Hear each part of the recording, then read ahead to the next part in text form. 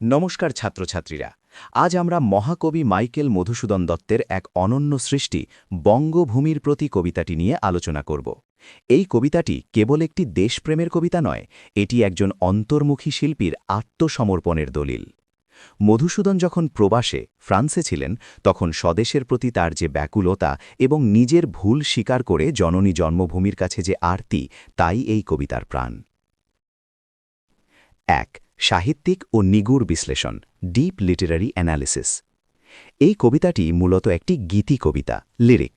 এখানে কবি প্রথাগত বীরগাথা বা মহাকাব্যের গাম্ভীর্য ছেড়ে এক বিনয়ী দাসের রূপে অবতীর্ণ হয়েছেন। বিনয় ও অনুশোচনা। মধুসূদন যৌবনে পাশ্চাত্য সভ্যতার মোহে আচ্ছন্ন ছিলেন। তিনি ভেবেছিলেন ইংরেজি ভাষায় সাহিত্য রচনা করে তিনি বিশ্বজয় করবেন। কিন্তু প্রবাসে এসে তিনি বুঝলেন নিজের শেকড় বা মাতৃভাষাকে অস্বীকার করা কত বড় ভুল। তাই কবিতার শুরুতেই তিনি বলছেন, রেখো মা দাসেরে মনে এ মিনতি করি পদে। এখানে মা হলেন স্বয়ং বঙ্গভূমি। অমরত্বের ধারণা। কবি এখানে এক নতুন ধরনের অমরত্বের কথা বলেছেন। তিনি জানেন শরীর নশ্বর, জন্মিলে মরিতে হবে, অমর কে কোথা কবে।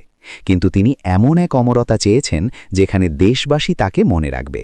তার মতে মানুষের হৃদয়ে বা স্মৃতিতে বেঁচে থাকাই হল প্রকৃত অমরতা। রূপকের ব্যবহার।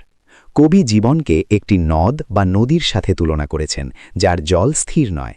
আবার মৃত্যুকে দেহ আকাশ থেকে জীব তারা খসে পড়ার সাথে তুলনা করেছেন। এই মহাজাগতিক রূপকগুলো কবির উচ্চাঙ্গের কবি প্রতিভার পরিচয় দেয়। ২. শব্দার্থ ও চরণের ব্যাখ্যামূলক বিশ্লেষণ, এক্সেজিস। কবিতাটির প্রতিটি শব্দের পেছনে গভীর অর্থ লুকিয়ে আছে। মধুহীন করোনা গো তব মনঃ কোকনদে। কোকনদ মানে লাল পদ্ম। বঙ্গমাতার মন যদি একটি লাল পদ্ম হয়, তবে কবি সেই পদ্মের মধু হয়ে থাকতে চান। এখানে মধু শব্দটির দুটি অর্থ, একটি হল ফুলের রস, অন্যটি কবির নিজের নাম মধুসূদন। অর্থাৎ মা যেন তার সন্তান মধুকে ভুলে না যান। মক্ষিকাও গলে না গো পড়িলে অমৃত হ্রদে। সাধারণত মিষ্টির রসে পড়লে মাছি বা মক্ষিকা মারা যায়, কিন্তু কবি বলছেন মায়ের স্মৃতি যদি অমৃত হ্রদ হয়, তবে সেখানে পড়লে মরণশীল মানুষেরও মৃত্যু নেই। অর্থাৎ মাতৃভূমির আশীর্বাদ থাকলে সাধারণ মানুষও অমর হয়ে যায়। মানুষে মা যথা ফলে মধুময় তামরস। তামরস মানেও পদ্ম। কবি বঙ্গবাসীর মানস বা মনের সরোবরের চিরকাল প্রস্ফুটিত থাকতে চেয়েছেন। ৩.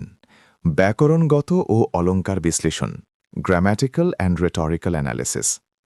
একজন ছাত্র হিসেবে তোমাদের পরীক্ষার জন্য এই অংশটি খুব গুরুত্বপূর্ণ। সন্ধি ও সমাস। মনক কোকনদ, মনরূপ কোকনদ, রূপক কর্মধারয় সমাস।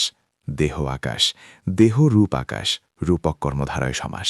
জীব তারা, জীবন রূপ তারা, রূপক কর্মধারয় সমাস। তামরস, তম অন্ধকার, রস আস্বাদন যার, অর্থাৎ যা অন্ধকারেও আলো দেয়। পদ্ম। অলঙ্কার। এখানে প্রধানত রূপক অলঙ্কার, মেটাফর ব্যবহার করা হয়েছে। এছাড়া মধুহীন শব্দে শ্লেষ অলঙ্কার, পান রয়েছে, কারণ এখানে মধু শব্দটির দুটি আলাদা অর্থ ব্যবহৃত হয়েছে। অনুপ্রাস। রেখো মা দাসেরে মনে এ মিনতি করি পদে। এখানে ম বর্ণের বারবার ব্যবহারে এক সুন্দর ধ্বনি মাধুর্য বা অনুপ্রাস তৈরি হয়েছে। শব্দরূপ। কবি এখানে শ্যামা জন্মদে বা সুবরদের মতো তৎসম শব্দের প্রয়োগ করেছেন, যা কবিতার গাম্ভীর্য ও ধ্রুপদী মেজাজ বজায় রেখেছে। ৪. বিশ্ব সাহিত্য ও বাংলা সাহিত্যে অবদান, গ্লোবাল কনটেক্সট। বাংলা সাহিত্যে মধুসূদনের আগে বাংলা কবিতায় দেশপ্রেম ছিল মূলত রাজা বা রাজ্যের প্রশংসা। কিন্তু মধুসূদনই প্রথম দেশমাতৃকাকে রক্তমাংসের মায়ের মতো করে তুলে ধরলেন এবং নিজের ভুল স্বীকার করার মতো আধুনিক মানসিকতা দেখালেন।